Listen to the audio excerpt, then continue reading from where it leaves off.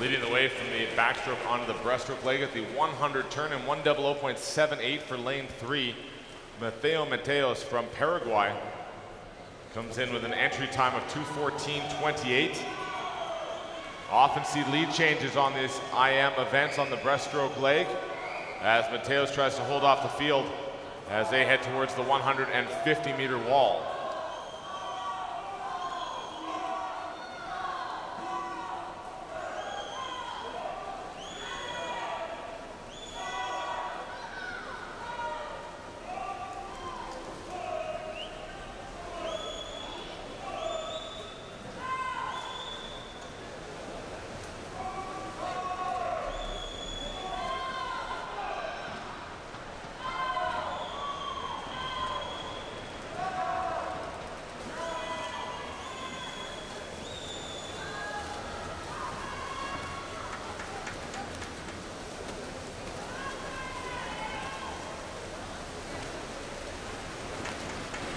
Winning time here in heat number 2, head down to the wall, a 2:10.36 for Matteo Mateos of Paraguay.